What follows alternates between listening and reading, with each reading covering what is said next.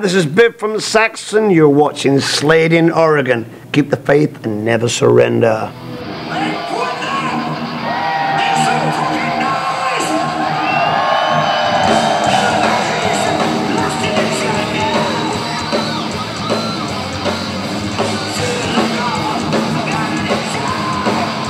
I'm here with Biff from SAXON, who is wrapping up the Sin and Sacrifice tour.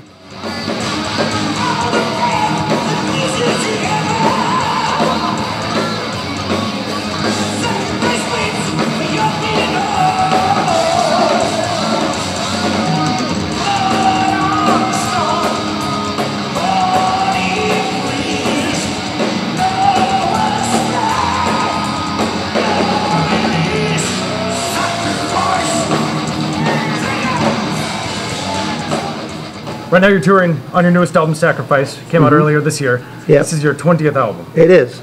How do you even know what to write about anymore? Well, because we don't, we don't do a lot of sort of more cliche lyric. We tend to write about specific things, either life, how life's treating you, or things like that, or historic things, or standing in a queue, obviously. But yeah, so.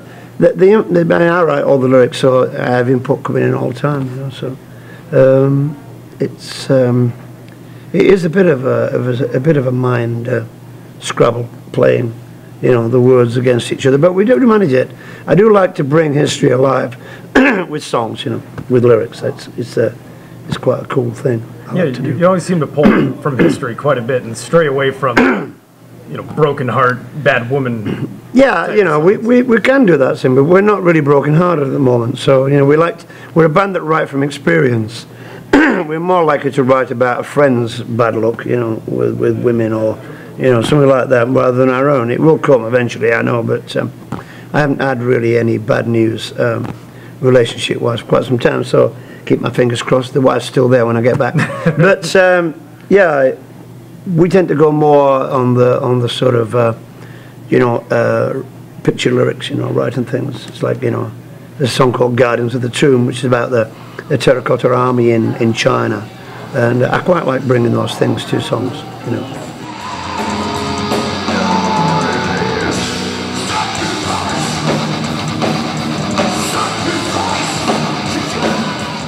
I don't know what your experiences have been in Portland. We've had a lot of touring acts come through here and tell us that we're crazy like nobody else in the rest of the country is crazy. Almost as fanatical as like South American fans when it comes to last time we came through here, so I've been told, was 1986. Was that the last time you were in Portland? That was the last time, so they tell me. But they could be wrong, they in the sky. But I'll go with that. If it was the Rock Nations tour, 86, I think. So we've been away from Oregon quite some time, so I think we came through in the 80s with much bigger tours. But yeah, we're looking forward to it. Let's see. Yeah. I mean, they were pretty crazy in Seattle last night. Yeah, Seattle. So carries that let's give it a go. We'll see how it is. Wow, it's good to be back in Oregon. It's been a long time. What a fantastic audience tonight, huh?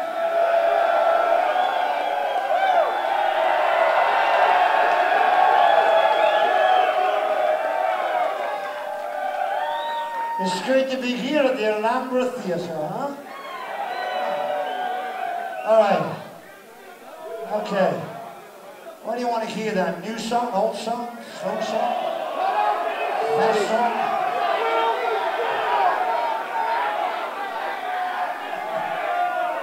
What's this note say? You want to take me around the back and we played that for you last night. Okay. You've got one more date in the North America. We go to Vancouver as the last show. We got tonight and here, and then Vancouver, and then we're home. And you're going to meet up with your old pal Motorhead. That's right. We're going to go out Motorhead, Bombers and Eagles tour. So yeah, it should be good fun.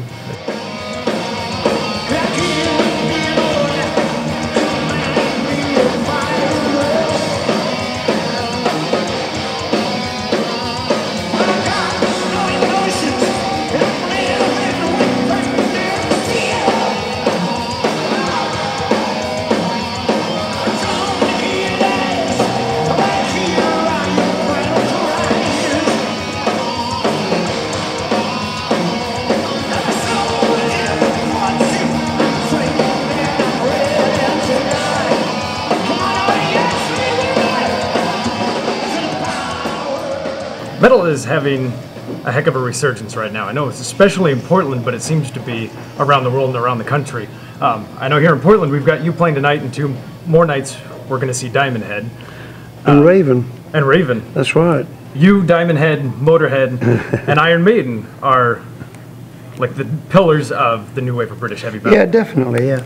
I mean, it's there's a big resurgence going on. We've got a lot of fans from the 80s are coming back to see us, and we got a lot of younger fans as well who are getting into us on the newer albums, and then sort of going backwards through the catalogue. So it's a pretty cool time at the moment. It's an interesting time.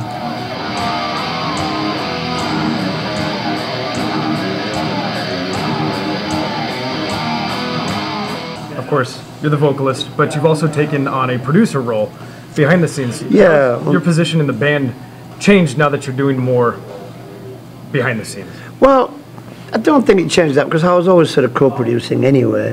I was always in charge of the overall project for the last 10 years. So I think just going a little step further and taking complete control of the session wasn't a big step really. The band are quite used to me collating things and arranging things and changing things around, you know. So in that respect, it wasn't so much of a change for me. Right. You know, I didn't just jump into the middle room and go, right guys, I'm producing the next album. They're pretty used to working with me, you know, in that thing. And we had Andy Sneap on board, you know. The legendary. Yeah, who came down a couple of times to see what I was doing with the guitar sounds and stuff like that. And then I went over to his studio and we mixed it at his place, and he did a great job. He added a few things in there, you know, he worked on Night of the Wolf with us, put in some nice keyboard parts, you know, and the sounds of wolves. So he did a little bit more than mix it. But yeah, he did a great job, great job. He's really on it at the moment, Andy. And he loves, you know, he loves our era, you know, the 80s era, although he's a sort of, you know, he's in hell, which is quite, you know, quite doomy metal. And he likes the way we still have the cutting edge to our music. You know, we're not just rewriting Wheels of Steel and Denim and Leather. We're trying to write new stuff and put new elements in our music, but still keep that sort of connection to the 80s.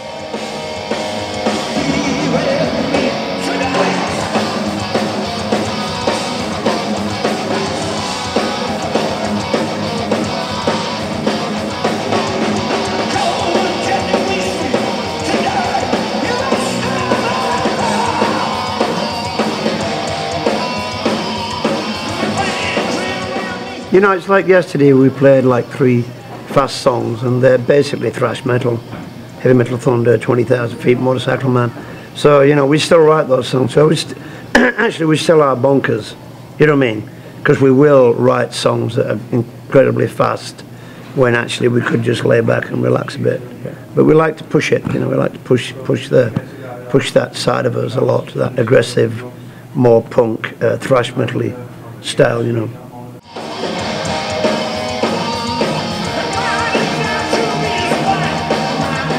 Next month, you're going to be releasing Unplugged and Strung Up, which is going to be orchestral arrangements and acoustic versions of a bunch of classic songs. Yeah, we've been working on this for a few years now, 3 or 4 years. We've been putting it together and just messing about, really, trying different elements of our music and orchestrating some of our big epics. You know, we have Eagle Has Landed on there, we have Broken Heroes, we have Red Star Falling, which is about the, you know, the Communist Party falling down in Poland. So there's some big songs there with orchestras, and there's some classic songs that are unplugged, and they're really unplugged. Just me and acoustic guitar. It's not, you know, there's nothing really, just the bare bones of the song.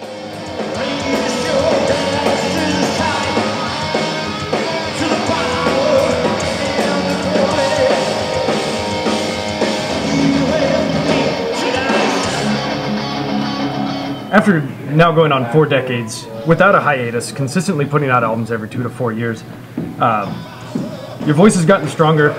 You still maintain your energy on stage. How do you keep up? A lot of work. It is a lot of work. I mean, it is a lot of work for a singer to sing 2 hours of screaming rock songs. I mean, you have to have a good pair of lungs, really. in good condition, I think, first. And then you have to have a sort of faith in yourself, really, to be able to do 6, 7 shows with no days off. And yeah, I mean, you have to look after yourself, not too much talking, you know what I'm saying? And things like that, because talking uses different muscles, your larynx, and you can hear my voice is a bit, but I'm not pushing it, that's why. So I'm just letting it go naturally, sometimes, you know. So that's really the secret, really. And I suppose, you know, keeping fit, in that, you know, we've had a few big parties on this tour, but just trying to keep fit, you know, so you can still bounce around a bit and do some serious headbanging, you know.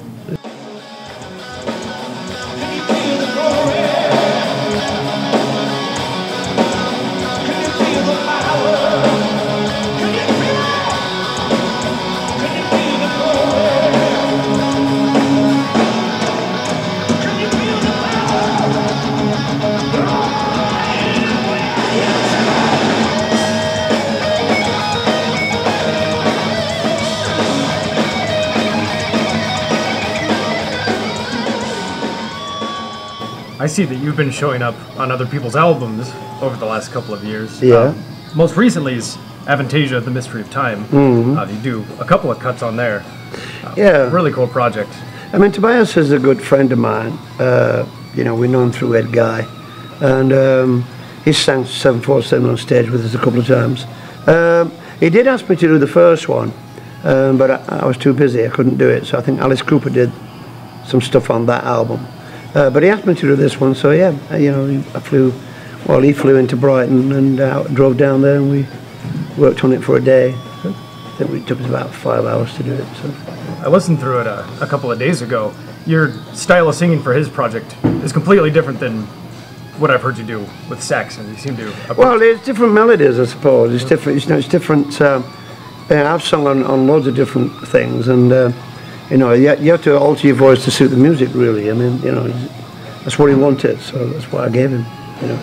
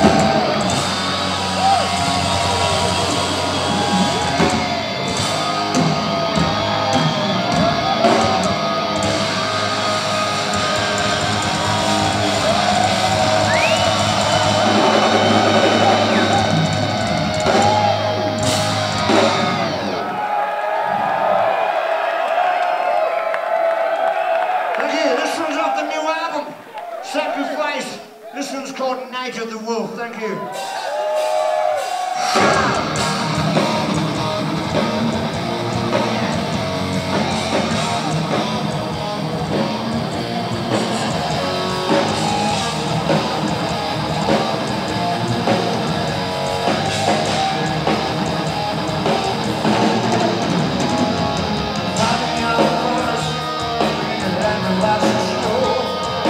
Wonderful horizons, shadows that glow.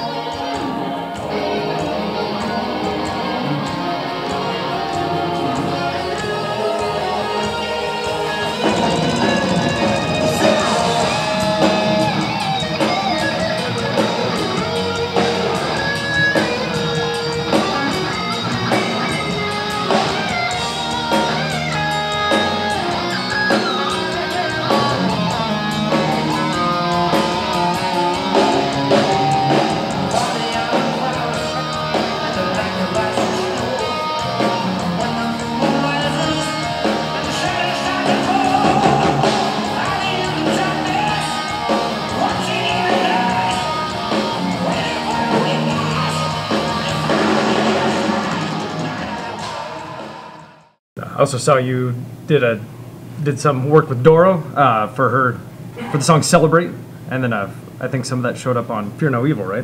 That's right. Yeah. I mean, Doro's again a big pal. We support DORO. She's really the only one left in rock, really, in metal anyway. I know there's Lita Ford and people like that, but in full-on metal thing, I think DORO is the queen of metal.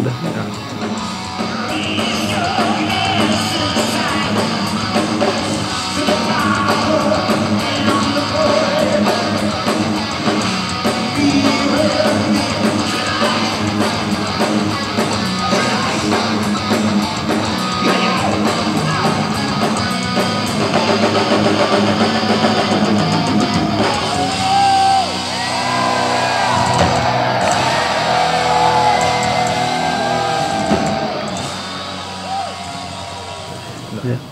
Done some spoken word for Helloween. I've done a couple of things for Helloween. Again, I know the guys, and they like the English voice on the beginning of their albums and things. I don't think I did the last one, but yeah, I'm always on for that. I've done some work with Freedom Call. I've done some work with Destruction, with Smear.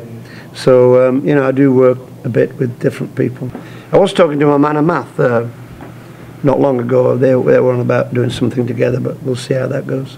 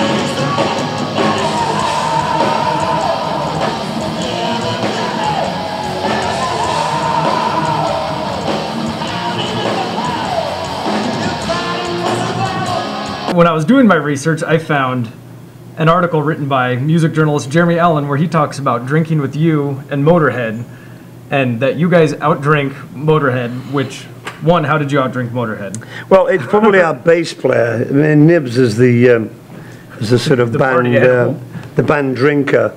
So if there's ever a contest, we just shove him forward.